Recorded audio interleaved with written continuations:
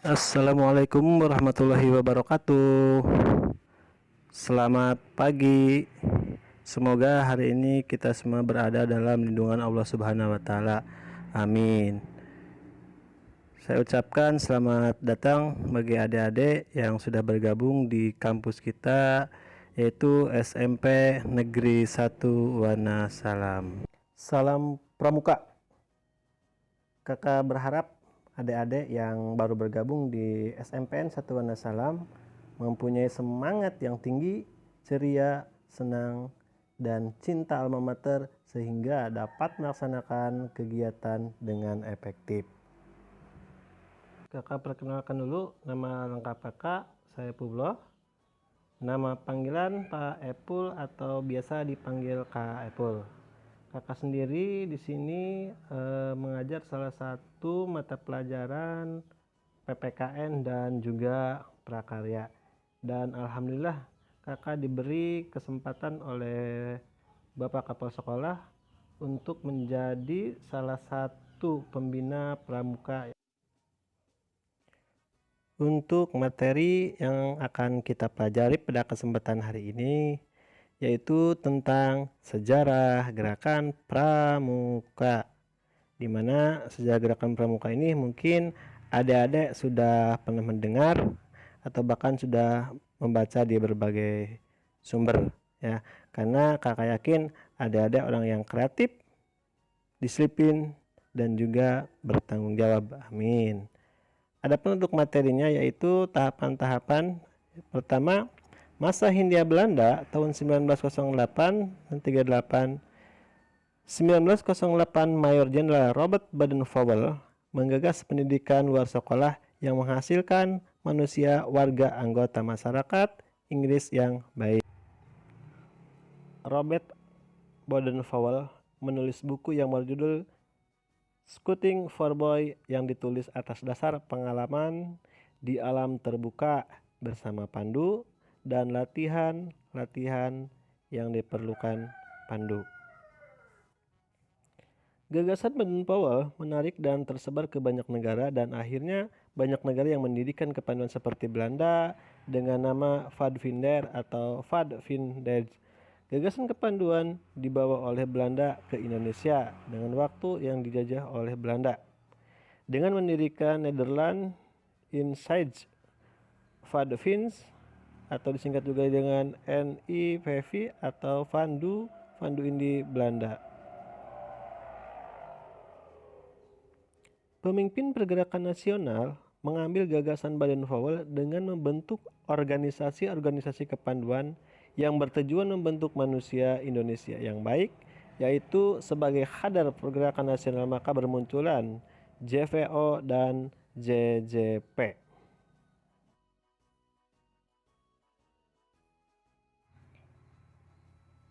Sumpah Pemuda yang dicetuskan pada Kongres Pemuda tanggal 28 bulan 10 tahun 1928 menjiwai pergerakan kepanduan nasional Indonesia untuk lebih bergerak maju. Dengan meningkatkan kesadaran nasional, maka tahun 1930 muncullah Kepanduan Bangsa Indonesia atau KBI, Hizbul Wathan, Pandu Ansor, dan lain-lain. Dan pada tahun 1931 muncullah FAFI yang kemudian berubah menjadi Badan Pusat Persaudaraan Kepanduan Indonesia atau BPPKI 1938. Pada masa pendudukan Jepang, penguasa Jepang melarang keberadaan organisasi kepanduan. Tokoh-tokoh panduan banyak yang masuk organisasi Seinendan, Keibodan, dan Pembela Tanah Air atau PETA.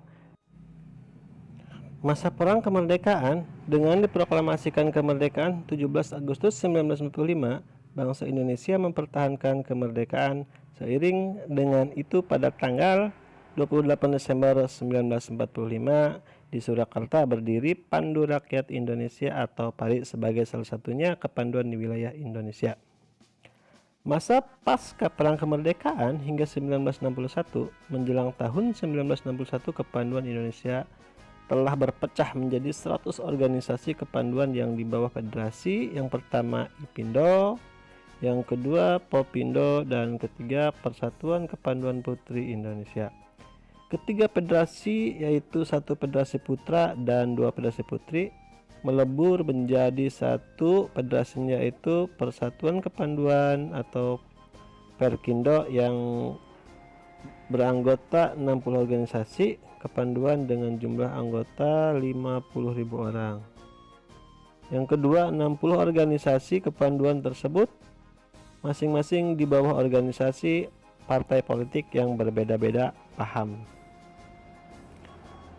Komisi Lemah Gerakan Kepanduan di Indonesia yang berbeda di bawah macam-macam partai politik dimanfaatkan oleh komunis sebagai alasan untuk memaksa gerakan kepanduan Indonesia menjadi gerakan pioner muda seperti terdapat di negara-negara komunis, yaitu salah satunya negara Belanda.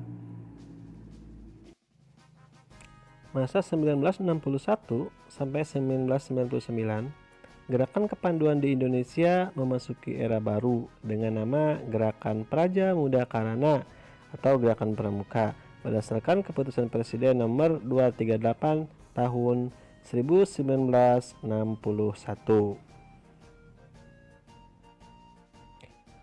Beberapa ketentuan, yaitu semua organisasi kepanduan melebur ke dalam Gerakan Pramuka, menetapkan Pancasila sebagai dasar Gerakan Pramuka, dan juga Gerakan Pramuka adalah satu perkumpulan yang berstatus non-government, bukan badan pemerintah, yang berbentuk kesatuan.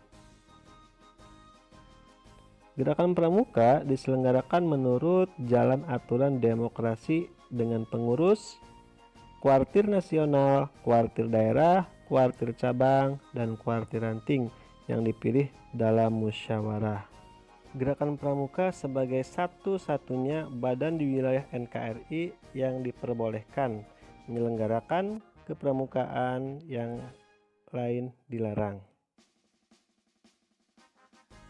Dengan melakukan penyesuaian berdasarkan kebutuhan dan keadaan di masing-masing wilayah di Indonesia, ternyata Gerakan Pramuka mampu membawa perubahan dan dapat mengembangkan kegiatannya secara meluas.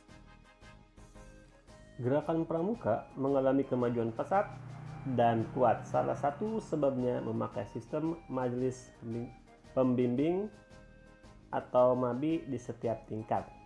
Mengingat 80% penduduk di Indonesia tinggal di desa dan 75% sebagai petani, maka Kuartir Nasional pada tahun 1961 menganjurkan pembangunan desa. Pada tahun 1966, Menteri Pertanian bekerja sama dengan Kuartir Nasional membentuk Sakat Teruna Bumi, dan kemudian Sakat Teruna Bumi mengalami perkembangan pesat. Perkembangan Gerakan Pramuka yang pesat menarik perhatian badan internasional seperti FAO, UNICEF, UNESCO, ILO, dan Boy Scout World. Masa 1999 sampai sekarang, perkembangan politik, negara, dan pemerintah mengalami perubahan dengan adanya reformasi yang mempengaruhi perkembangan masyarakat secara menyeluruh. Pencanangan revitalisasi Gerakan Pramuka oleh Presiden Republik Indonesia selaku Kamabicab dan pembentukan Saka Wirakartika, adanya Undang-Undang Kepramukaan. Demikian materi yang kakak sampaikan. Terima kasih. Salam Pramuka. Jadilah generasi muda yang bijaksana, jujur, dan bertanggung jawab demi kemajuan negara, bangsa, dan agama. Wassalamualaikum warahmatullahi wabarakatuh.